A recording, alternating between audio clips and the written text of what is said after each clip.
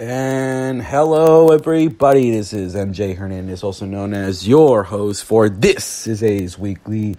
Ready to go over here for episode 21 and ready to talk about the Oakland Athletics, basically. We are going to talk about free agent targets that we're going to have. We're going to talk about improvements that we have made needed.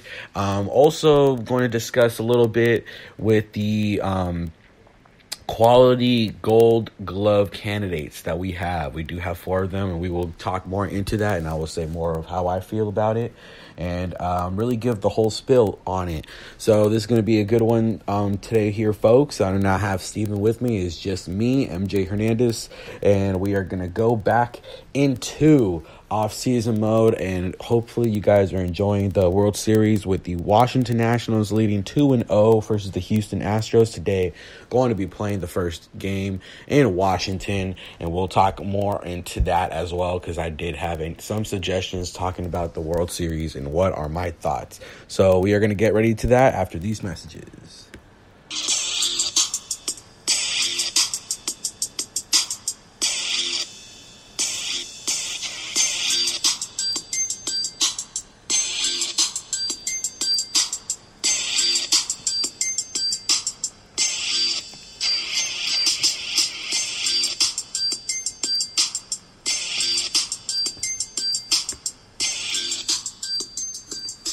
So there you go, the instrumental of Eazy-E, Boys in the Hood. Really good song that we have here for the show to start off with. The Oakland Athletics.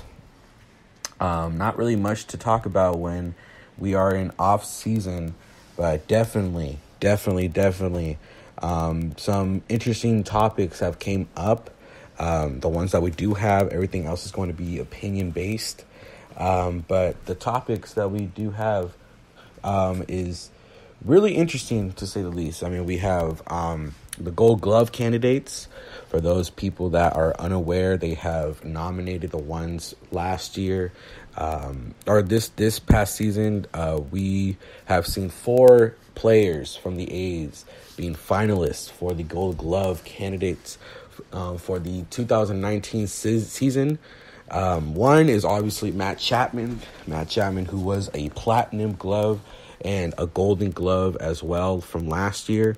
Really a breakout season for Matt Chapman, as he enjoyed another great season and really produced big time numbers offensively as well.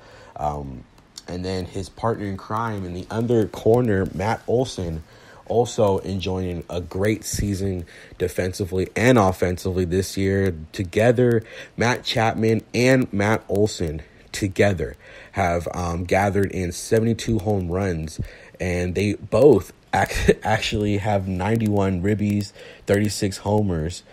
So that's something that's really interesting between those two. Matt Olson, as we know, missed season. I mean, some of the beginning of the season with a month and a half due to that little wrist injury that he had in Tokyo. But I think with a full season of Matt Olson, we will be talking about the best first baseman in the league, in my opinion.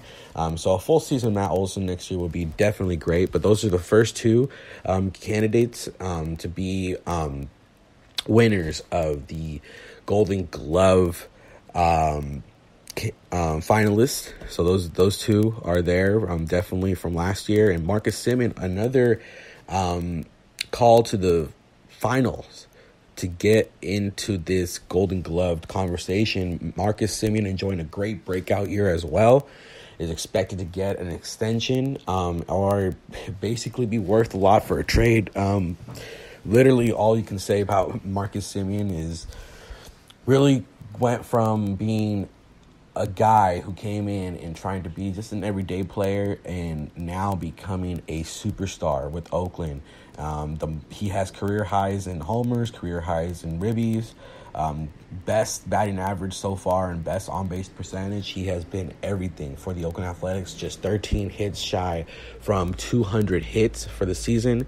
And he's only 28, so this guy is going to keep on going good. His years are not past him, and also displaying really great defense, and now is now is going to be a potential 2 It's going to be potentially a Golden Glover for his first time, and that's basically what he needs for his resume to get his stock up, and hopefully he can get it because he has enjoyed a great season defensively. But the one that's really been shocking, the one that I have to say is the really big shocker for Golden Glove is Robbie Grossman. As I say before, or as I've said before, actually, this guy has had an up and down season, but he's never been really praised for his defense. Now, he does have somewhat of a good range defensively at moments, but there is moments where he is not great. And we all remember that game versus the Los Angeles Angels where he really botched his potential game-changing catch, and he didn't catch it. We can't really bash on him for one game. For those that remember that game in Los Angeles, you can just look up Los Angeles versus A's and then put Robbie Grossman, then you'll see what's up. But Grossman has had an up and down season. I mean, we got basically what we knew we were going to get. The power numbers were never going to go up to 11 like how he did in 2016, which was debatably his best year. And that was really in a role where he was a platoon player and just doing great because he batted .280 and .386 on base percentage, 11 homers. So those numbers will be great.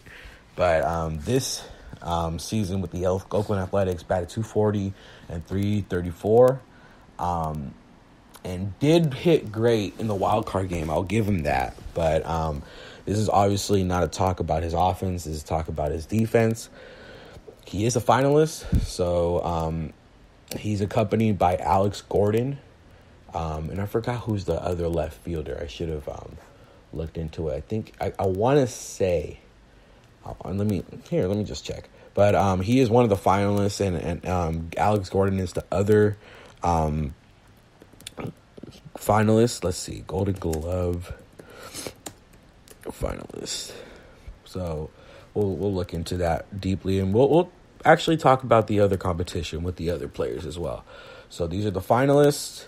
As we have here, catchers, that's not it, but Matt Olson, the competition for Matt Olson is Yuli Gurriel, who's enjoyed a great season with the Houston Astros as well.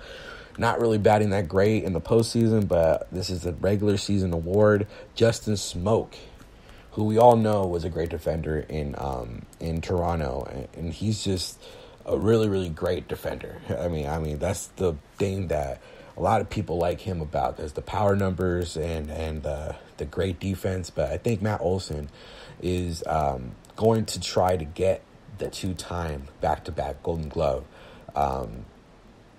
defense, because I don't think Yuli Gurriel is as good as Olson, and I don't think Smoke is that good, but they have never got it, and Olson's already leading the league with 13 defensive runs saved. And it's pretty impressive, and especially with him missing some of that season, it's really impressive to say the least. So I really got to give it to Matt Olson as being the favorite for that. But if the Houston Astros do make a comeback with Washington, I can see them giving it to the favorite Yuli Gurriel because they just tend to do that, But definitely if the Astros lose, who knows what can go down. But Matt Chapman is accompanied by really good defenders. And these two defenders, I wouldn't be totally upset in facing over Matt Chapman. But Chapman, no doubt, is the better defender out of these two. But, these are understandable other candidates when it comes to this. Alex Bregman, as we all know, he's really been a great defender, but in the postseason so far made those simple errors. The last game with Washington has made those errors. But the other guy, David Fletcher, who I really enjoyed, I saw in the 2018 season him coming in and being a really great hitter, but a lot of people really overlapped his hitting with the defense. Fletcher has been amazing for the Angels. This guy has really been one of the more fun guys to watch as a Halo. And I really think Fletcher is going to be a legit change of the Angels game. When you have Andrelton Simmons in short and you have Fletcher in third, those two guys in that left side of the infield is going to be a big issue for other teams and try to out-hit them. And they just need that really great defender in first base and second base, and they will have a really good, They'll have a good defensive core, because Mike Trout is a great defender as well. If they keep Cole Calhoun, who's also a candidate, he's going to be great as well. So that's pretty exciting, just if you're a Halo fan, to see this team going forward. But yeah, those are Matt Chapman's competition. We have for Marcus Semien for shortstop, Andrelton Simmons, which does not come in as a surprise because he is the best shortstop defensively.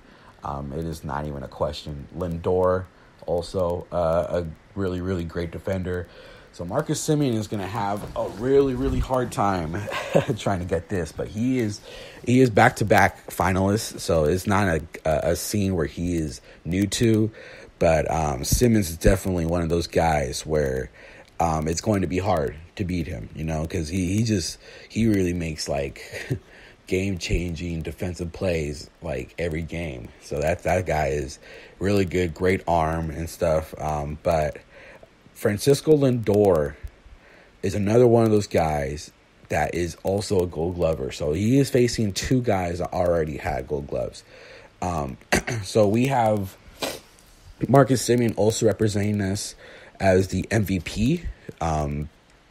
So this is going to be a guy who is going to go for AL Most Valuable Player for the A's. So he's going to represent the A's for that.